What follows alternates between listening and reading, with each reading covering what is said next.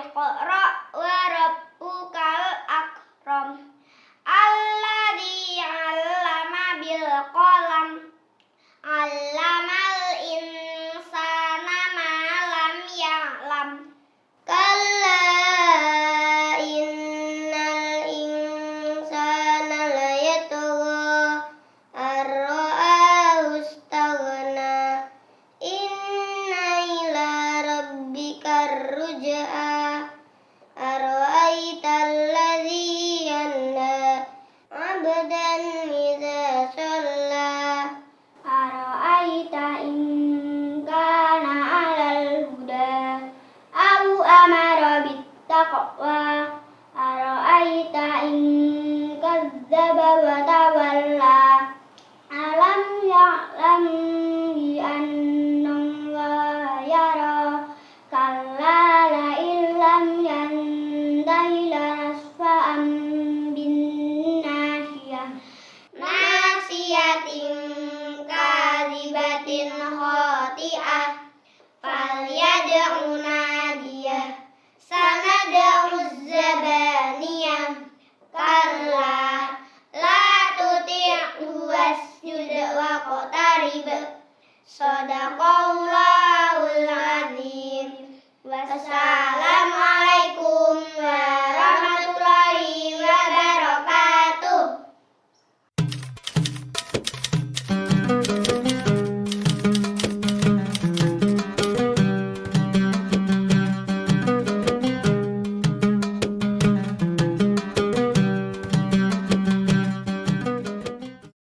Assalamualaikum warahmatullahi wabarakatuh.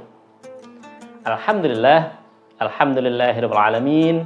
Assalatu wassalamu ala asrofil anbiya'i wal mursalin wa ala alihi washabbihi ajma'in. Amma ba'du. Ma'asyiral muslimin rahimakumullah. Berbicara bulan Ramadan tentu tidak lepas dari apa yang namanya Al-Qur'an.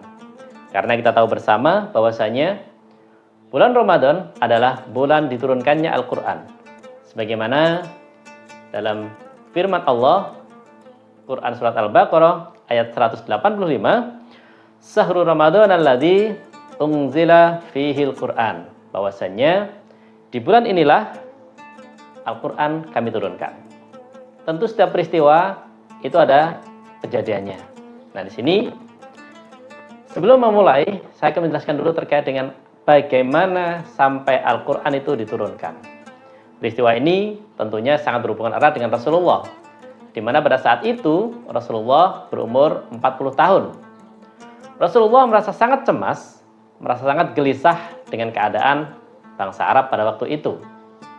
Dia juga mencemaskan kelompoknya, mencemaskan keluarganya, mencemaskan semua yang ada di sekitarnya. Bagaimana tidak? Pada saat itu hampir semuanya membuat patung untuk disembah. Lata, Uzza, Manat, dan juga Hubal. Mereka membuat patung sesuai dengan kekuatannya masing-masing. Orang yang paling kaya, mereka membuat patung sedemikian rupa, ada tangannya, kakinya, matanya, perutnya, dan orang yang paling kaya membuatnya dari emas.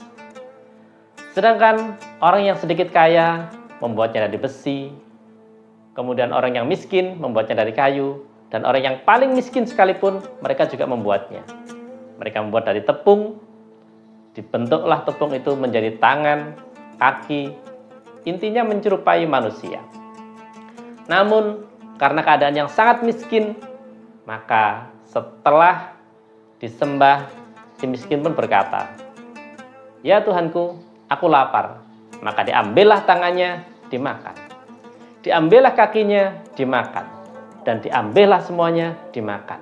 Tentu ini sangat meresahkan. Rasulullah sangat cemas bagaimana keadaan bangsa yang memakan Tuhannya. Dengan kejadian ini, Rasulullah menyendiri di Gua Hira untuk menenangkan diri dan juga meminta pertolongan dari Allah. Pada saat itulah, 17 Ramadan, Jibril datang menemui Rasulullah di Gua Hira. Kedatangannya tentu sangat mengejutkan.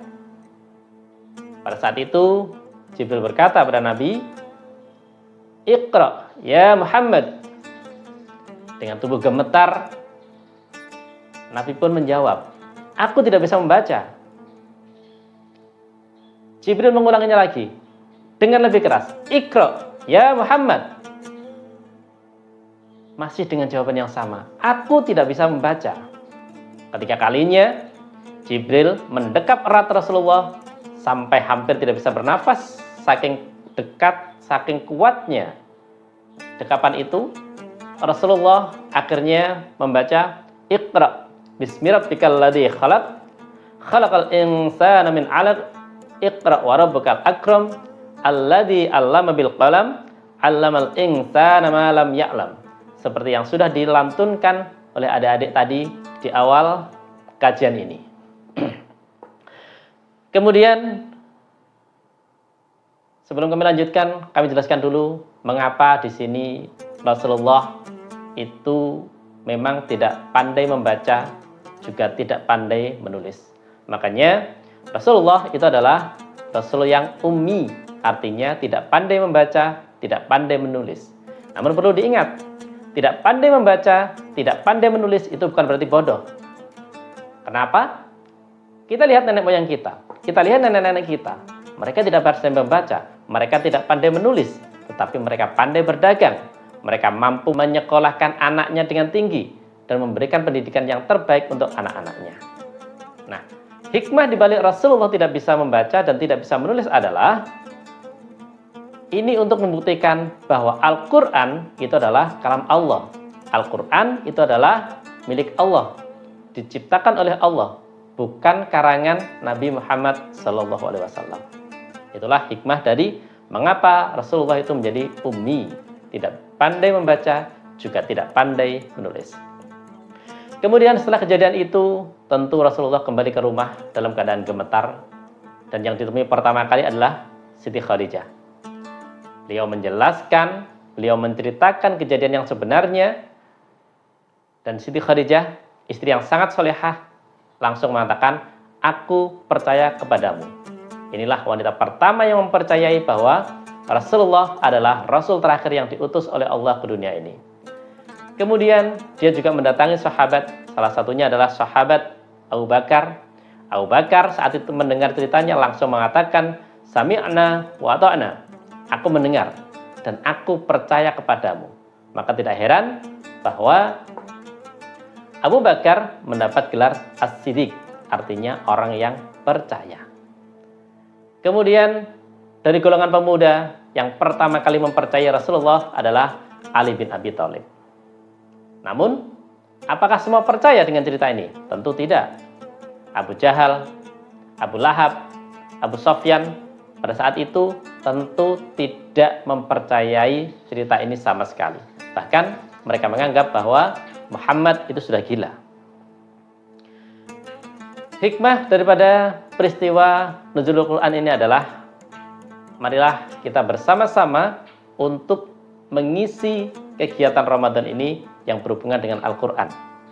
Kita bisa membaca Al-Quran, mempelajari Al-Quran, kita isi masjid dengan iktikaf, kemudian kita isi dengan berzikir dan juga sholat malam.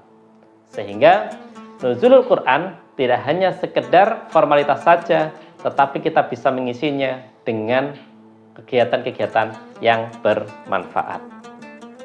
Semoga kita bisa mengisinya dengan hal-hal yang bermanfaat dan memberikan pelajaran yang terbaik, memberikan hal-hal yang baik untuk diri kita. Demikian yang bisa kami sampaikan pada sore hari ini. Mohon maaf atas segala kekurangan. Billahi taufiq wal hidayah, wa ridha wal inayah, wallahul muwaffiq ila aqwamit thoriq. Usikum wa iyaya bitaqwa. Wassalamualaikum warahmatullahi wabarakatuh.